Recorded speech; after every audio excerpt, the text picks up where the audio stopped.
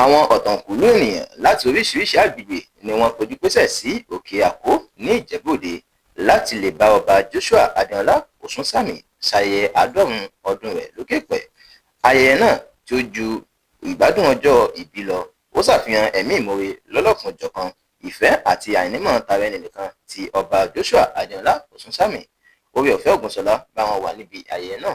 Ẹ gbọ́ ìròyìn náà lẹ́kùnrẹ́rẹ́.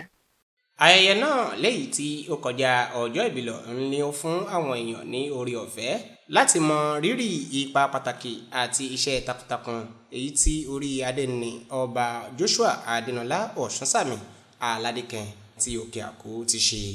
Ayẹyẹ náà léyìí tó bẹ̀rẹ̀ pẹ̀lú ọ̀pẹ dúdú ní ilé ìjọsìn St James Anglican Church Òkè Àkó Ìtàmàpàkò Ìjẹ̀bú-Òde léyìí táwọn olórúkọ ọ̀tọ̀kùlú ìlú, àwọn orí adé nítòsí àti ọ̀nà jíjìn náà péjú pésẹ̀ síbẹ̀. Nínú ọ̀rọ̀ Bíṣọ́ọ̀bù Òbíjọlé Olúbáyọ̀, ọ̀jọ̀gbọ́n ní ilé ẹ̀kọ́ Yunifásítì ti Ìbàdàn, níbi tí ó ti ń gbóríyìn fún ẹni tí ń ṣe ayẹyẹ ọjọ́ìbí, ipa ribiribi àti ohun rere tí ọlọ́jọ́ìbí náà ti fi lélẹ̀, léyìí tó sì fọn rere ìfẹ́ tí ọlọ́jọ́ìbí náà ní sí Ọlọ́run pẹ̀lú àìnímọ̀tara ẹni. Ó wá ra ọba aládé nì tí í ṣe Ọba Òsúnsámì tí ń ṣọjọ́ìbí láti má bẹ̀rù, láti má fòyà, láti túbọ̀ máa tẹ̀síwájú iṣẹ́ rere rẹ̀ àti nínífẹ̀ẹ́ sí Ọlọ́run. You are all over the place online. Mo lè ní pé ní ìlú yìí nínú ìjọ rẹ̀ ti ṣe ọ̀pọ̀lọpọ̀ iṣẹ́. Iṣẹ́ tó mo lórí yìí nítorí pé ẹ mọ iye Ọlọ́run tẹ̀ sìn lẹ ṣe lè ṣe.